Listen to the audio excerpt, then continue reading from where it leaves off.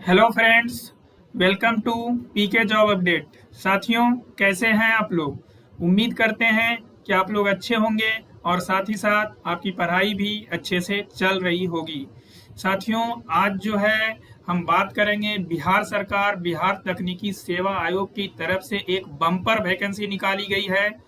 और total number of post की बात करें तो यहाँ पर 498 पोस्ट के लिए ये नोटिफिकेशन जारी किया गया है, जिसका विज्ञापन संख्या आप देख सकते हैं 24/2025 रखा गया है। यहाँ पर बात करें पोस्ट की तो ट्यूटर नर्सिंग के पदों पर नियुक्ति के लिए ये नोटिफिकेशन जारी किया गया है। तो ट्यूटर के पोस्ट के लिए ये नोटिफिकेशन जो है वो जारी किया गया है। तो साथियों, यहाँ पर ये चुनावी वर्ष है, तो हर 2 से 4 दिन में आपको एक नई वैकेंसी देखने को मिल रही है, चाहे वो कोई सा भी डिपार्टमेंट हो।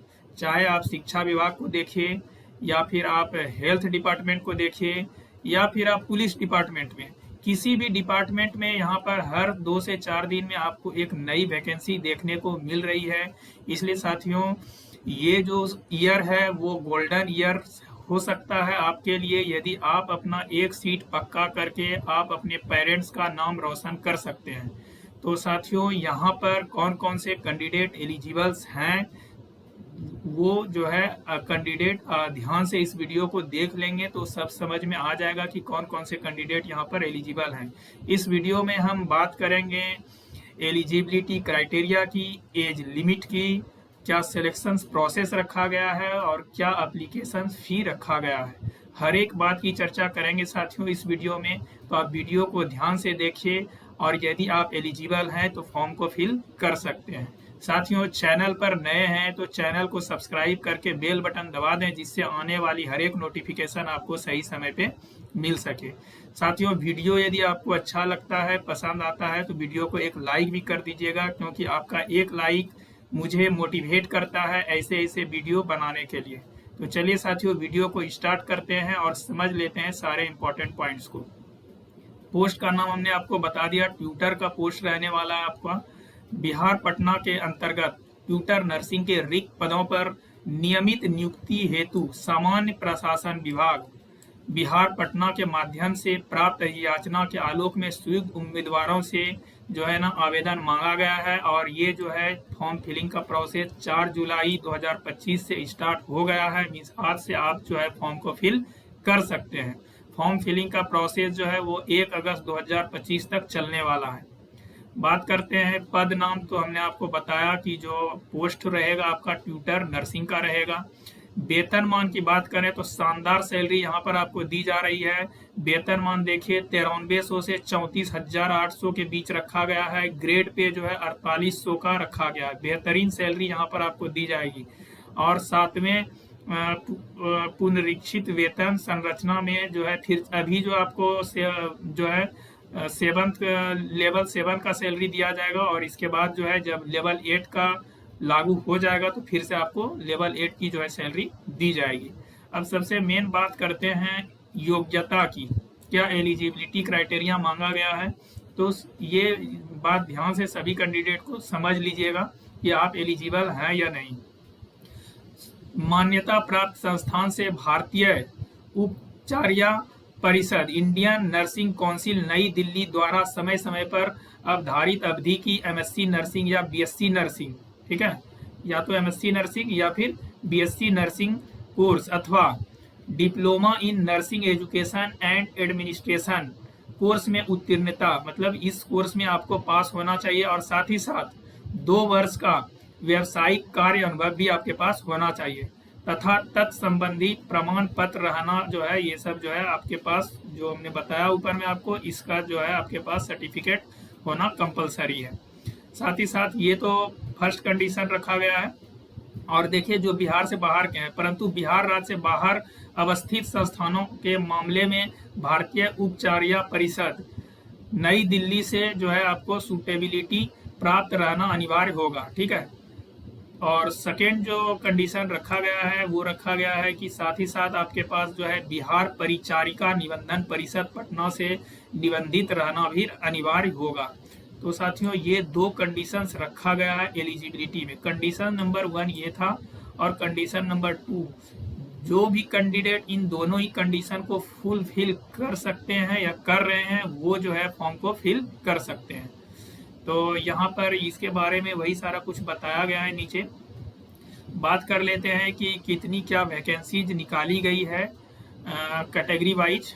देखिए यहाँ पर तो टोटल जो है यहाँ पे देखिए अनरिजर्व के लिए, आर्थिक रूप से कमजोर वर्ग के लिए, अनुसूचित जाति अनुसूचित जनजाति के लिए इस तरह से यहाँ पर दिया गया। और ये वाला जो रो देख रहे हैं आप, ये 35% जो है महिलाओं के लिए रिजर्व सीट रखा गया है। मतलब ओवरऑल जो है ना 170 सीट महिलाओं के लिए रिजर्व रखा गया है और 10 सीट यहाँ पर भी जो है अलग से रिजर्व रखा गया है।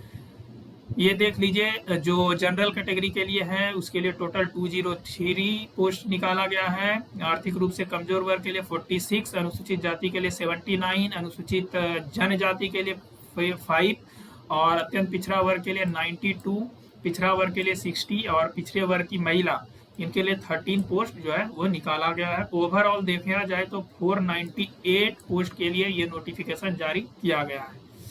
तो चलिए साथियों और देखते हैं, एज लिमिट की बात कर लेते हैं। तो एज लिमिट जो है 1/8/2025 के हिसाब से काउंट किया जाएगा। मिनिमम एज 21 ईयर्स रखा गया है और मैक्सिमम एज 37 ईयर्स रखा गया है जनरल कैटेगरी वाले कैंडिडेट के लिए।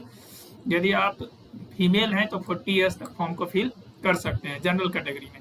बाकी पिछड़ा वर्ग, अत्यंत पिछड़ा वर्ग, यहाँ पे मेल फीमेल दोनों ही 40 ईयर्स तक फॉर्म को फिल कर सकते हैं। SC/ST कैटेगरी के कैंडिडेट 42 ईयर्स तक फॉर्म को फिल कर सकते हैं। बाकी एज रिलैक्सेशन भी मिल जाता है यदि आप स्पेशल कैटेगरी से बिलोंग करते हैं। तो उम्र सीमा में छूट की जो गणना है उसका कट ऑफ डेट रखा गया 1/8/2025 के हिसाब से जो है आपको काउंट किया जाएगा आपका एज लिमिट।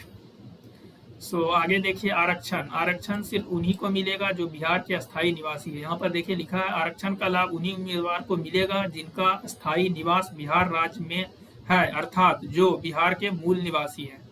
अब बात करते हैं यदि आप SC/ST कैटेगरी से बिलोंग करते हैं तो आपको फॉर्म फिलिंग के प्रोसेस में कास्ट सर्टिफिकेट और रेसिडेंशियल सर्टिफिकेट लगाना होगा। यदि आप OBC कैटेगरी से बिलोंग करते हैं तो NCL सर्टिफिकेट और रेसिडेंशियल सर्टिफिकेट लगाना होगा।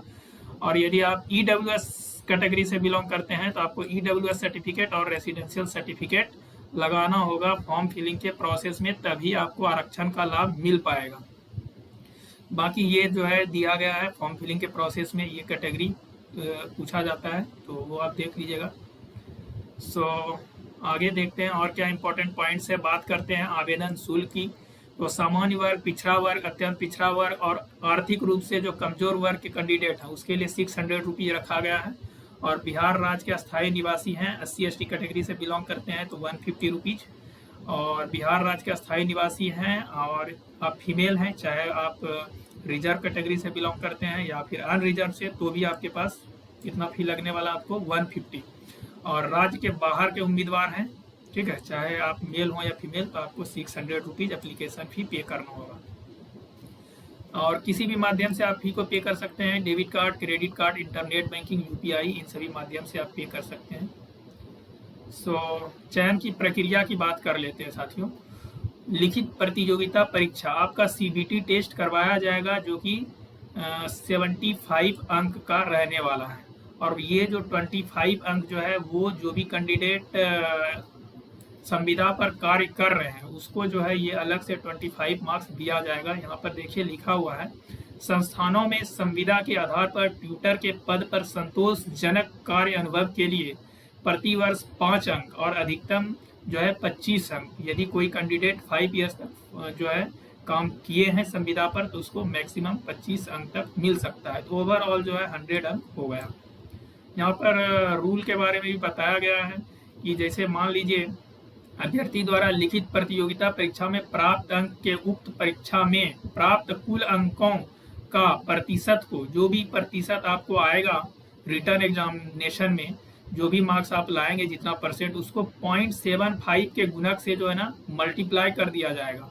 किसी अभ्यर्थी को जैसे मान लीजिए 50% अंक प्राप्त हुआ है तो उसको 50 गुना 0.75 मतलब 37.5 अंक दिए जाएंगे।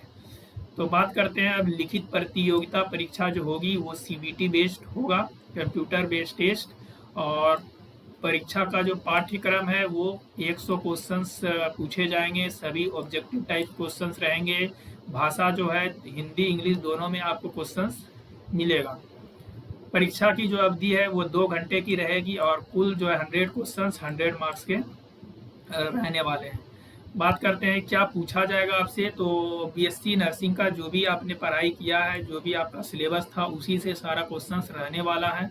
और आपको जो है ऑफिशियल वेबसाइट पर जो है बीटीएससी के ऑफिशियल वेबसाइट पर आपको वहाँ पर सिलेबस जो है अलग से प्रकाशित किया जाएगा, तो वहाँ से डाउनलोड करके आप देख सकते हैं।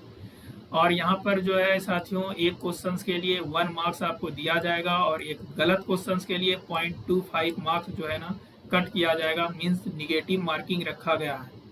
ठीक है साथियों, और आगे देखते हैं कार्य अनुभव की। जो हमने आपको बताया कि जो संविदा पर कार्य कर रहे हैं तो उसको जो है अलग से 25 मार्क्स मैक्सिमम मिल सकता है। तो उसकी जो गणना है वो 4 जुलाई 2025 के डेट के हिसाब से काउंट किया जाएगा। और ये कुछ इम्पॉर्टेंट इंस्ट्रक्शन आपको दिया गया है कि कौन कौन सा जो है आपके पास डॉक्यूमेंट होना चाहिए फॉर्म फिलिंग के प्रोसेस के लिए। तो आप ये देख लीजिएगा। पीडीएफ आप हमारे टेलीग्राम चैनल को ज्वाइन करके वहाँ से ये डाउनलोड करके पढ़ सकते हैं, और ये हाईलाइटेड वाला पीडीएफ ही वहाँ पर जो है हम अपलोड करते हैं। तो टेलीग्राम चैनल को ज्वाइन कर लीजिए, वहाँ से ये पीडीएफ खुद से भी पढ़ सकते हैं। और ये रहा साथियों ये जो नोटिस जारी किया गया है।